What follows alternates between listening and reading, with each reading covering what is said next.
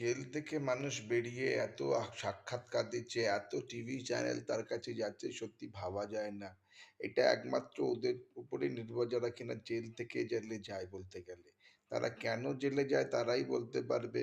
কিন্তু চ্যাটার্জি জেল থেকে বেরিয়ে এত সাক্ষাৎকার দিচ্ছে আর সাক্ষাৎকারের সবথেকে বড় দিকটা আমার মনে হলো যে বলল যে এই যে টাকা যে পাওয়া গেছে আমার বাড়িতে পাওয়া যায়নি, টাকা পাওয়া গেছে আমার বান্ধবীর বাড়িতে। এই কথার মধ্যে যুক্তি সত্যি তো পার্থবাবুর বাড়ি টাকা পাওয়া যায়নি, সোনার বার পাওয়া যায়নি। কিন্তু পাওয়া গেছে কার বাড়িতে? তার বান্ধবীর বাড়িতে। তার মানে কি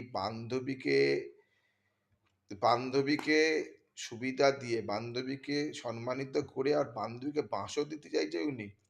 এতে বলতে চাইছে বান্ধবী সব এই টাকার যে অবৈধ টাকার যে বান্ধবী হচ্ছে মেন মানুষ। আমি অর্পিতাকে বলছি, আপনি এই ধরনের মানুষকে চিনে নিন যারা আপনাকে ফাঁসানোর চেষ্টা করছে কিন্তু। জেল থেকে বেরিয়ে এসেও কিন্তু সে বলছে কিন্তু টাকা কিন্তু আপনার বাড়ি থেকে পাওয়া গেছে। মানে ডায়মন্ড সিটি ওই ফ্ল্যাটের মালিকও আপনি, আর ডায়মন্ড সিটির যেই টাকা সম্পত্তি পাওয়া গেছে সেই সম্পত্তির মালিকও কিন্তু আপনি।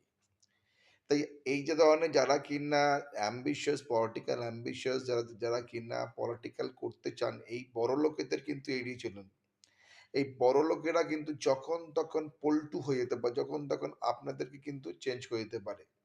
তাই বন্ধুরা, রাজনীতিক কারবার যারা করে, যে পলিটিক্যাল কারবার করে, তারা কিন্তু dangerous than any others. They are fierce to any other because এদের বক্তব্য হচ্ছে যে আমার বাড়ি থেকে টাকা পাওয়া যায়নি, আমি ১০০ কোটি টাকার মালিক না, এই সোনার বাটে সোনার সম্পত্তির মালিক আমি না, এই সম্পত্তির মালিক কিন্তু অর্পিতা।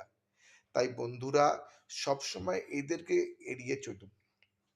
এদেরকে যদি আপনারা এড়োতে না পারেন তাহলে কিন্তু আপনার জীবনে উন্নতি করতে পারবেন না। কেন?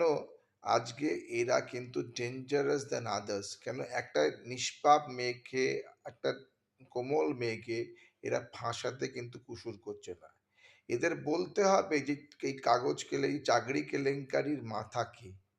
কার কথাতে এই চাকরি কেলেঙ্কারি করা হয়েছিল?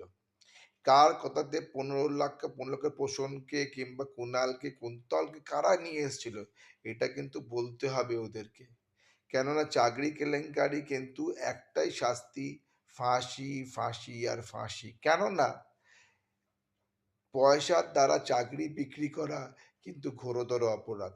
তাই বন্ধুরা, এদের থেকে সাবধান, সাবধান, সাবধান, সাবধান। এদের মিষ্টি, মিষ্টি কথায় আপনারা ফাঁসবেন না।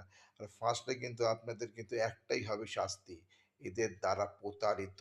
কেন এরা প্রতারিত করতে কিন্তু ওস্তাদ। Thank you.